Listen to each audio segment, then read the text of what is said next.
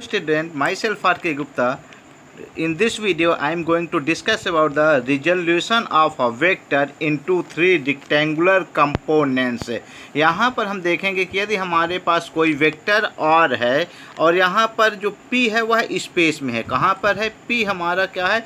Space में है। तो O के रिस्पेक्ट में जो इसका पोजीशन वेक्टर होगा वह वेक्टर स्मॉल r के द्वारा रिप्रेजेंट किया जाएगा। तो जो OP है, OP का पोजीशन वेक्टर क्या है?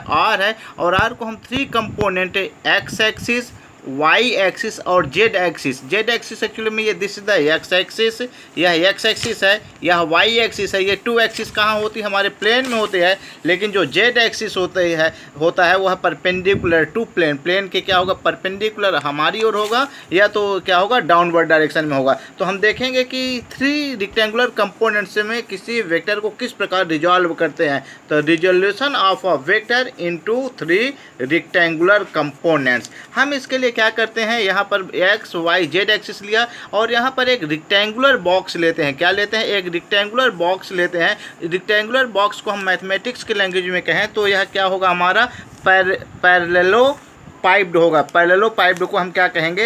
एक इमेजिन करते हैं रिक्टेंगुलर बॉक्स। यह पूरा कंप्लीट होगा। हमारा रिक्टेंगुलर बॉक्स का नाम क्या देख सकते हैं? OAEBFCDA। यह पूरा एक बॉक्स होगा। बॉक्स 3D वे में होगा। इस पे बॉक्स को हम क्या करते हैं? कंसीडर करते हैं। अब यहाँ जो बॉक्स है x एक्सिस में ध्यान रखना है O से जो डिस्टेंस है, कहाँ तक की? A तक की जो डिस्टेंस है, इसे हम क्या लिखते हैं? वेक्टर स्मॉल x लेते हैं। O से B के बीच की जो डिस्टेंस है OB है, जो बॉक्स की एक साइड है OB, इसको हम वेक्टर स्मॉल y लेते हैं। और O से Z एक्सिस में जो Z एक्सिस है, O से C के बीच की जो डिस्टेंस है वह हम क्या लेते हैं? वेक्टर Z लेते हैं। तो यहाँ पर ये थ्री साइड्स है पैरेलल पाइप की या रेक्टेंगुलर बॉक्स की। यह एक लेंथ है, दूसरा ब्रेथ है और तीसरा इसका क्या है? हाइट हम कंसीडर कर सकते हैं। अब हम फर्दर आगे चलते हैं। यहाँ पर अब मेन क्या करना है? हम देखेंगे हमारे पास एक ट्रायंगल है OAD। यहाँ ये कंप्लीट हम ट्रायंगल देखें तो यहाँ जो ट्रायंगल लॉ है वेक्टर एडिशन का, यहाँ OA सेम डायरेक्शन में है और AD ये दोनों O से AD ये दोनों सेम डायरेक्शन है। तो यह किसके इक्वल होगा? OD के इक्वल होगा। तो क्या हो जाएगा? वेक्टर OD इक्वल टू यहाँ in triangle OAD applying triangle law of vector addition, vector OD equal to vector OA plus vector AD। अब यहाँ पर हम देखेंगे जो वेक्टर AD है, ये यहाँ पर ये पैरेलल साइड्स हैं। तो वेक्टर AD किसके इक्वल होगा? OC वेक्टर के होगा। दोनों साइड सेम है, दोनों लेंथ सेम है। तो हम क्या कहेंगे? जो वेक्टर AD है वो किसके इक्वल होगा? OC वेक्टर के इक्वल होगा। तो हम देखें OD vector equal to OA और जहाँ AD है, AD के सामने हम क्या पुट कर देते हैं? OC वेक्टर पुट करते हैं। This is the vector OC, this is the OD, this is the equation first. हम इसे इक्वेशन फर्स्ट लेते हैं। अब हम सेकंड इक्वेशन देखेंगे। ODP में देखेंगे जो OD है और DP ये दोनों सेम ऑर्डर में है, लेकिन OP क्या है? इसका रिवर्स ऑर्डर चेंज हो गया, अपोजिट ऑर्डर में। तो यहाँ OP वेक्टर इक्वल टू क्या होगा? OP वेक्टर इक्वल टू क्या होगा?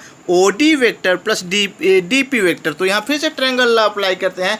OD plus DP equal to OP vector. लेकिन जो DP है, ध्यान देना है हमको, जो DP है, DP ये यहाँ पर यह जो साइड है, ये साइड DP वह किसके इक्वल है? OB के इक्वल है। दोनों ये साइड्स क्या हैं? OB के इक्वल हैं। तो इक्वल वेक्टर होने के कारण क्या कर सकते हैं कि DP इक्वल टू OB। तो यहाँ हम क्या करेंगे? जहाँ DP वेक्टर है उसे हम क्या लिखेंगे? OB वेक्टर रखेंगे।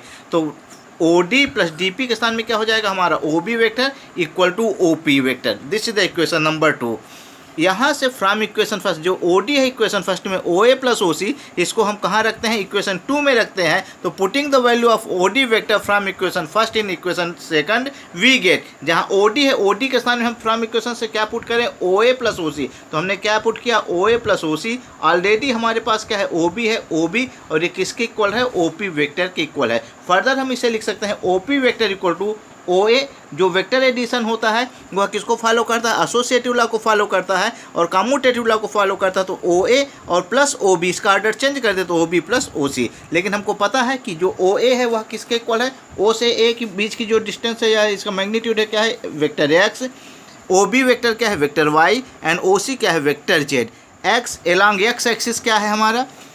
एक्स एक्सिस में यूनिट वेक्टर क्या है आई कैप, वाई एक्सिस का हमारा यूनिट वेक्टर क्या है जे कैप, और जेड एक्सिस में हमारा यूनिट वेक्टर क्या है के कैप। तो हम इसे क्या लिख सकते हैं, X I cap, Y J cap and Z K cap. यहाँ यक्स का क्या हो जाएगा, मॉडुलस होगा, और इस प्रकार वेक्टर एक्स को हम लिख सकते हैं X I cap plus Y J cap plus Z K cap.